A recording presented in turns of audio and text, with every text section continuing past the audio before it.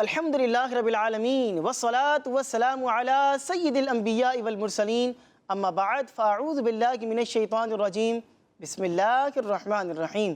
پڑھیے الصلاة والسلام علیکہ یا رسول اللہ، الصلاۃ والسلام علیکہ یا رسول اللہ، الصلاة والسلام علیکہ یا حبیب اللہ، الصلاۃ والسلام علیکہ یا حبیب اللہ، الصلاة والسلام علیکہ یا نبی اللہ، الصلاۃ والسلام علیکہ یا نبی اللہ، وعلی آلک واصحابک یا نور اللہ۔ وعلی آلک واصحابک یا نور اللہ۔ پیارے پیارے بچوں اور کڈز مدنی چینل کے ناظرین، ایک بار پھر آپ کو اپنے بہت ہی پیارے پروگرام میں خوش آمدید کہتے ہیں، ویلکم کہتے ہیں۔ انفارمیشن سے بھرپور ہمارے اس پیارے سے پروگرام کا کیا نام ہے؟ لائف آف محمد۔ جی ہاں، لائف آف محمد صلی اللہ علیہ وآلہ وبارک وسلم۔ کچھ باتیں کریں گے نبی پاک علیہ الصلوۃ والسلام کی پیاری پیاری مبارک زندگی کے بارے میں، اور اس پر عمل کرنے کی کوشش بھی کریں گے۔ ایک بہت ہی پیارا واقعہ ہے، ایک زبردست سا معجزہ ہے، وہ بھی آپ کو سنانا ہے۔ تو آپ سے گزارش ہے کہ شروع سے لے کر آخر تک ہمارے ساتھ پروگرام میں شامل رہیں۔ انشاءاللہ العزیز بہت ہی پیاری پیاری باتیں آپ کو سیکھنے کو ملیں گی۔ تو آئیے پیارے بچوں، اپنے پروگرام کو آگے بڑھاتے ہیں۔ سب سے پہلے شامل کرتے ہیں درود پاک کی ایک بہت ہی پیاری فضیلت۔ اللہ پاک کے آخری نبی صلی اللہ علیہ وآلہ وسلم نے ارشاد فرمایا، زینوا مجالسکم بالصلاۃ علیہ۔ فرمایا اپنی مجلسوں کو مجھ پر درود پاک پڑھ کر آراستہ کرو، محفلوں کو سجاؤ، مجلسوں کو سجاؤ۔ کس طرح؟ مجھ پر درود پاک پڑھ کر۔ کس طرح؟ مجھ پر درود پاک پڑھ کر۔ جی، درود پاک پڑھ کر۔ اس کا فائدہ کیا ہوگا؟ فَإِنَّ صَلَاتَكُمْ عَلَيَّ نُورٌ لَكُمْ يَوْمَ الْقِيَامَةِ۔ فرمایا کہ اگر تم درود پاک پڑھو گے تو بے شک تمہارا درود پاک پڑھنا کل بروز قیامت تمہارے لیے نور ہوگا۔ سبحان اللہ۔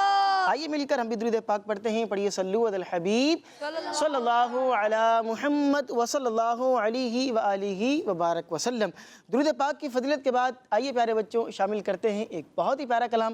ہمارے ساتھ کڈز مدنی چینل کے بہت ہی پیارے نعت خواہ موجود ہیں، ان سے ان کا نام بھی جانیں گے، پوچھیں گے کہ کون سا کلام ہمیں سنانے جا رہے ہیں۔ السلام علیکم ورحمۃ اللہ وبرکاتہ۔ وعلیکم السلام ورحمۃ اللہ وبرکاتہ۔ ماشاء اللہ، اپنا نام بتائیں گے آپ؟ غلام مجتبیٰ طاری۔ غلام مجتبیٰ بھائی ہمارے ساتھ موجود ہیں۔ کون سا کلام سنا رہے ہیں آج؟ ان کا منگتا ہوں جو منگتا نہیں ہونے دیتے۔ واہ واہ واہ، کیا خوبصورت کلام ہے۔ ان کا منگتا ہوں جو منگتا نہیں ہونے دیتے۔ سبحان اللہ، کیا ہی پیارا کلام ہے۔ سٹارٹ لیں۔ ہمارے پیارے آقا کی زندگی، ان کا منگتا ہوں جو منگتا نہیں ہونے دیتے، ان کا منگتا ہوں جو منگتا نہیں ہونے دیتے، ان کا منگتا ہوں جو منگتا نہیں ہونے دیتے، ان کا منگتا ہوں جو منگتا نہیں ہونے دیتے، یہ حوالے مجھے رسوا نہیں ہونے دیتے، یہ حوالے مجھے رسوا نہیں ہونے دیتے، ان کا منگتا ہوں۔ میرے گھر عیب کی کرتے ہے وہ پردہ پوشی، میرے گھر عیب کی کرتے ہے وہ پردہ پوشی، میرے جرموں کا تماشا نہیں ہونے دیتے،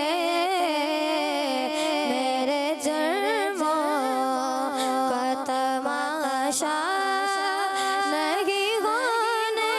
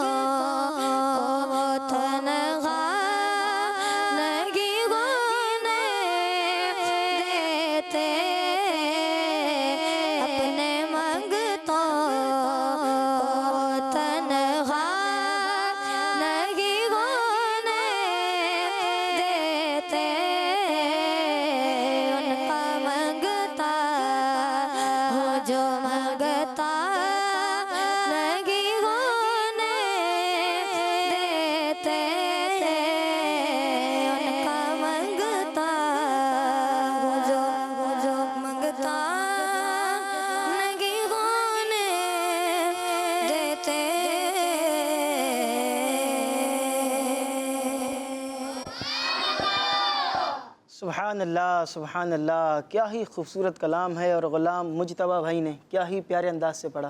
اللہ پاک آپ کی آواز میں اور برکتیں عطا فرمائے، آمین بجاہ النبی الامین صلی اللہ علیہ وآلہ وسلم۔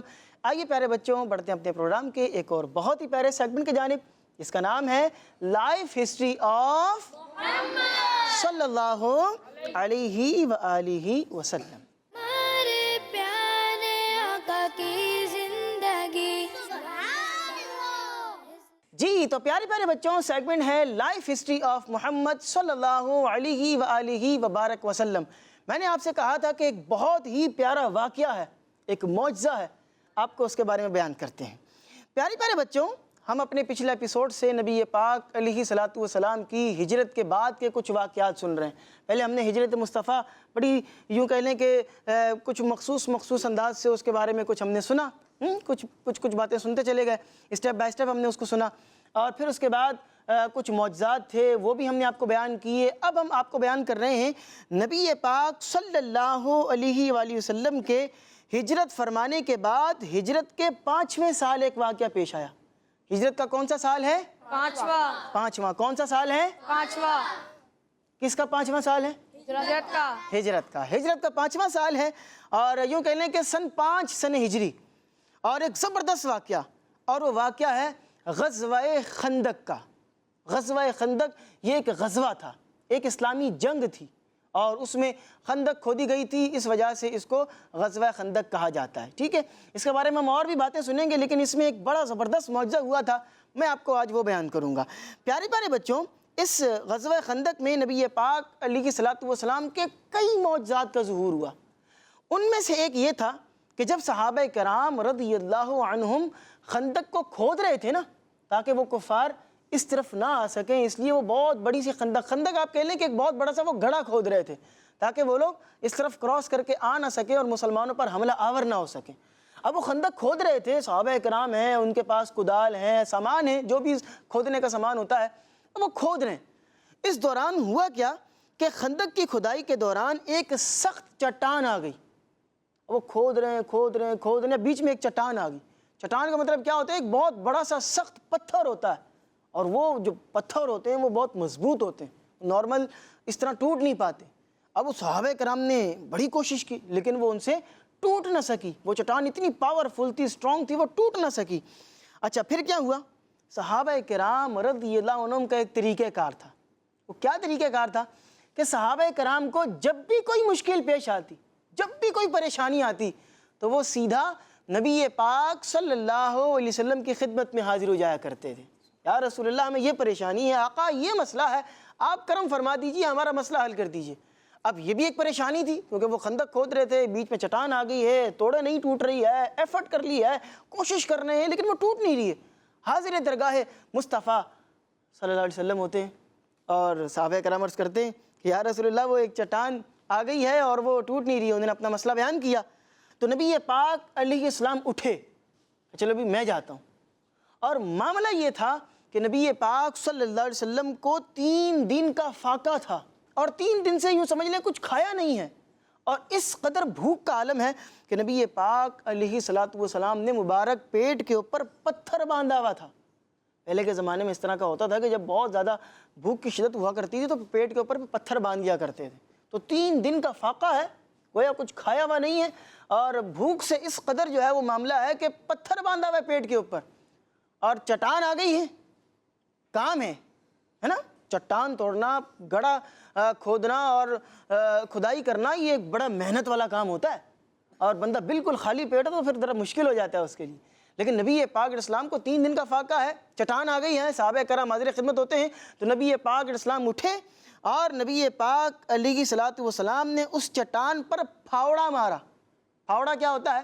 یہ کھدائی کرنے کا، چیزوں کو توڑنے کا، زمین کے جو حصے ہوتے ہیں اس کو توڑنے کا ایک آلہ ہوتا ہے، یہ لوہے کا بنا ہوا ہوتا ہے، اور یوں زمین پہ مارتے ہیں تو اس سے وہ گھڑا ہوتا ہے۔ تو وہ پھاوڑا نبی پاک علیہ السلام نے لیا، اور اس کو چٹان کے اوپر جب مارا تو وہ چٹان ریت کے بھرے ٹیلے کی طرح بکھر گئی، اور وہ چٹان جو کئی صحابہ کرام مل کر توڑ رہے تھے اور ان سے ٹوٹ نہیں رہی تھی، نبی پاک علیہ السلام نے اکیلے جب اس کے اوپر پھاوڑا مارا تو وہ ٹوٹ کر ریزہ ریزہ ہو گئی۔ سبحان اللہ سبحان اللہ، کیا شاندار معجزہ ہے نبی پاک صلی اللہ علیہ وآلہ وبارک وسلم کا۔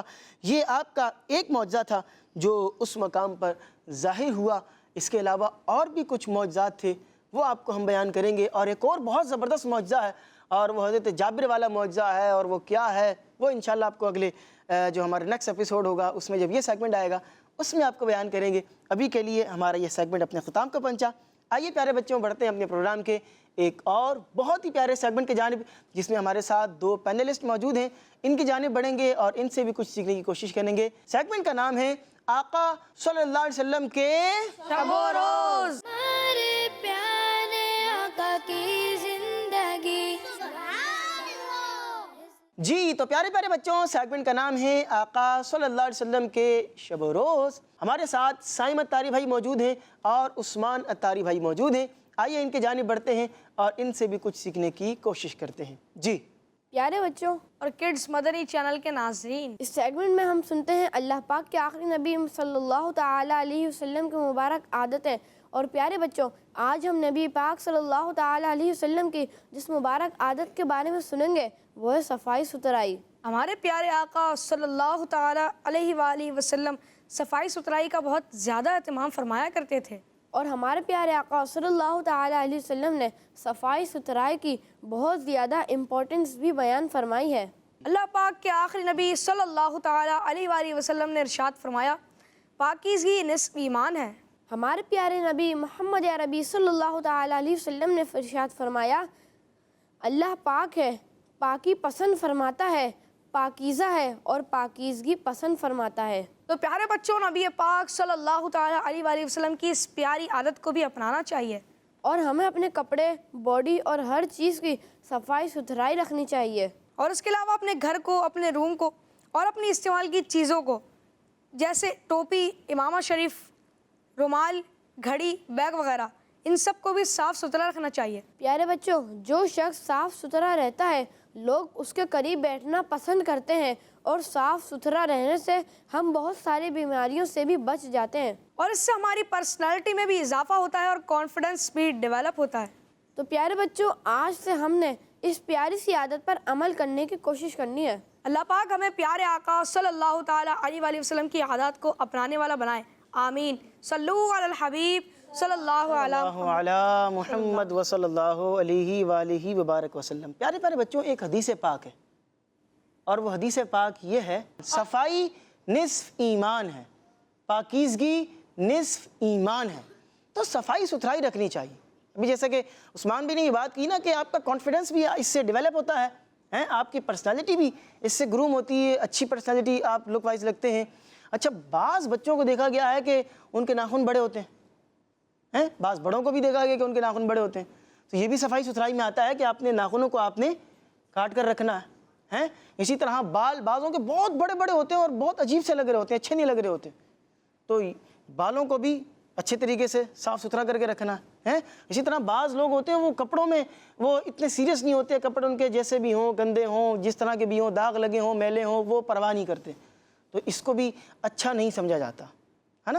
اور اسی طرح خوشبو کا استعمال کرنا، یہ بھی صفائی ستھرائی کے ہی اس میں آتا ہے کہ آپ کے پاس سے خوشبو آ رہی ہو۔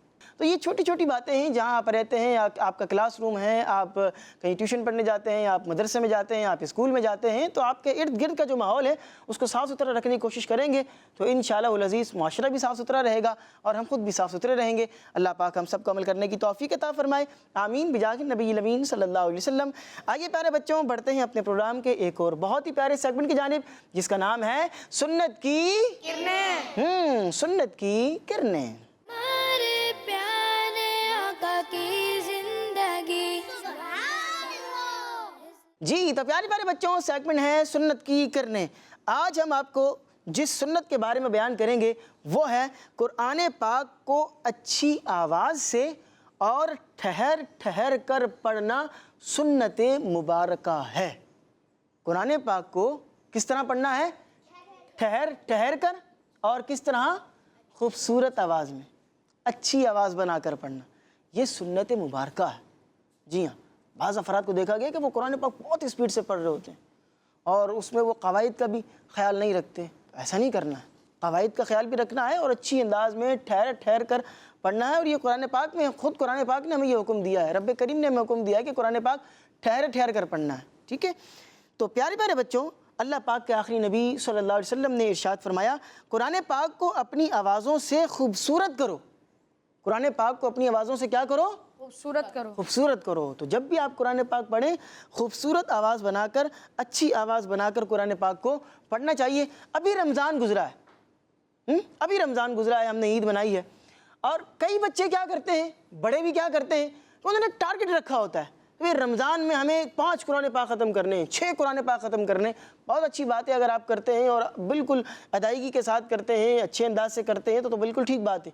لیکن بعض افراد کو تو ہم لوگوں نے خود اپنی آنکھوں سے دیکھا ہوتا ہے کہ وہ بہت تیزی میں پڑھ رہے ہوتے ہیں. بعض اعتکاف میں اسلامی بھائی بیٹھے ہوتے ہیں اور وہ ان کا ہوتا ہے کہ ہم نے قرآن پاک, ہم ہدف لے کر آئیں کہ ہم نے 2 قرآن پاک ختم کرنے, 3 قرآن پاک ختم کرنے, اور ان کو دیکھا ہے کہ وہ بیٹھے ہوتے ہیں اور وہ لگے ہوتے ہیں اور وہ اتنی اسپیڈ سے قرآن پاک پڑھ رہے ہوتے ہیں کہ وہ قواعد جو ہے اس کا خیال نہیں رکھ رہے ہوتے.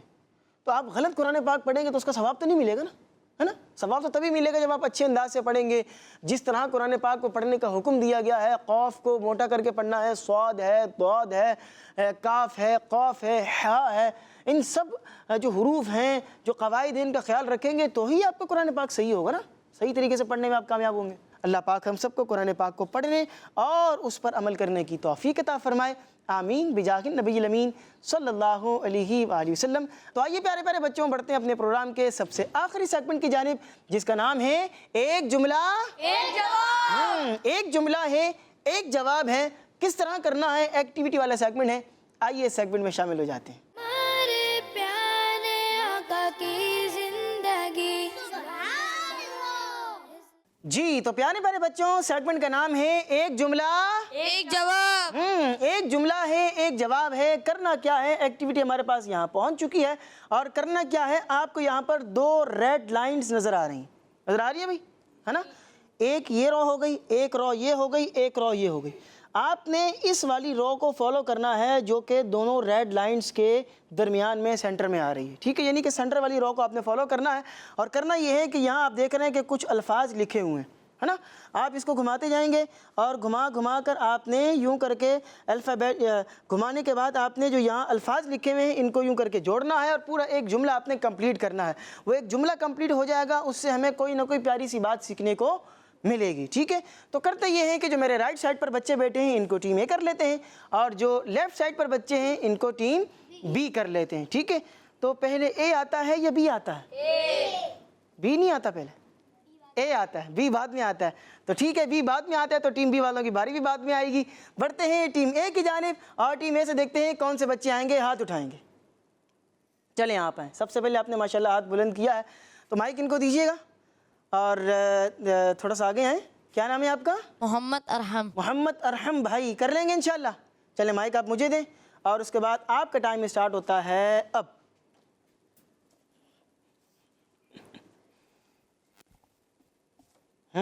دیکھتے ہیں ارحم بھائی کون سا جملہ کمپلیٹ کرتے ہیں.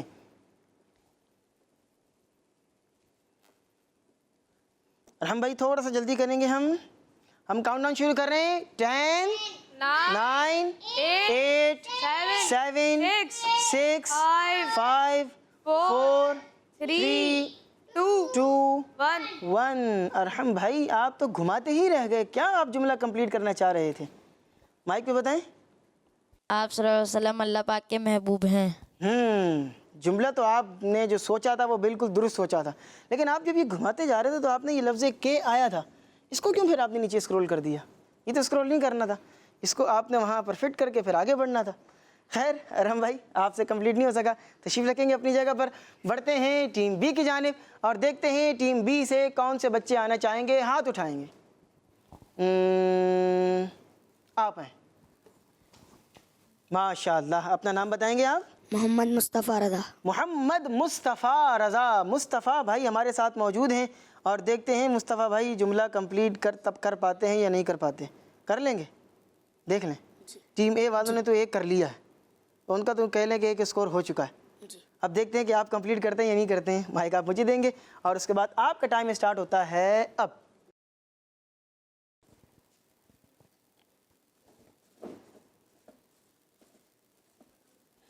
محمد مصطفیٰ بھائی بڑی ہی تیزی کے ساتھ اسکرولنگ کر رہے ہیں اور کچھ میرے خیال میں پہلے سے سوچ کر آئے تھے ماشاءاللہ.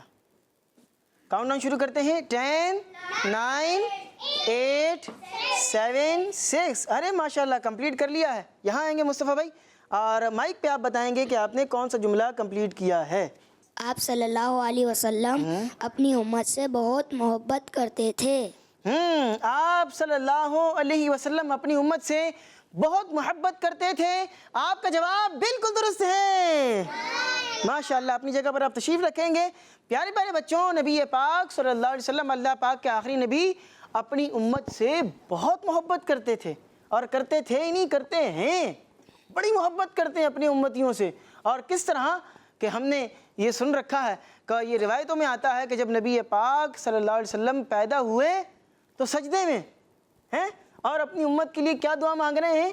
رب حب لی امتی، رب حب لی امتی. یہ دعا مانگی جا رہی ہے کہ اے اللہ میری امت کا معاملہ میرے حوالے فرما دے، میری امت کو میرے حوالے کر دے. اور پھر ساری زندگی اپنی امت کی فکر ہے، اپنی امت کا غم ہے. اور فکر امت میں راتوں کو روتے رہے، آسیوں کے گناہوں کو دھوتے رہے.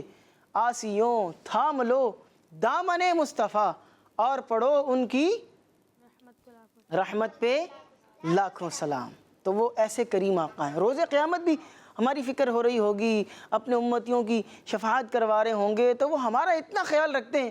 تو اب ہمارا بھی تو یہ حق بنتا ہے نا کہ ہم بھی نبی پاک اسلام کی بات مانیں، ہے نا، ان کی سنتوں پر عمل کریں. انہوں نے جو کام کرنے کا کہا ہے ان کاموں کو ہم کریں، اور جن کاموں کو کرنے سے انہوں نے منع کیا ہے کہ بھئی یہ کام نہیں کرنے، اور جن کاموں کو کرنے سے وہ ناراض ہوتے ہیں، ایسے کام تو نہیں کرنے چاہیے نا ہمیں.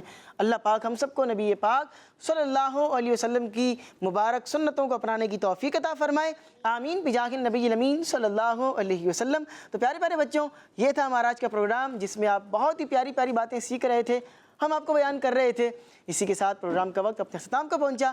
انشاءاللہ العزیز آپ سے اب ہماری ملاقات ہوگی اب نیکسٹ ایپیسوڈ میں. تب تک کے لیے اپنا بہت سا خیال رکھیے گا. صلو علی الحبیب صلی اللہ علی محمد وصلی اللہ علیہ وسلم.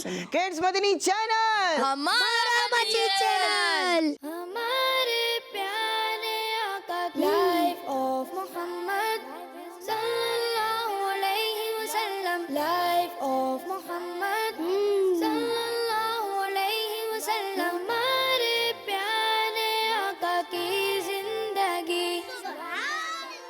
بچوں کا مدنی چینل آ گیا، بچوں کا آ گیا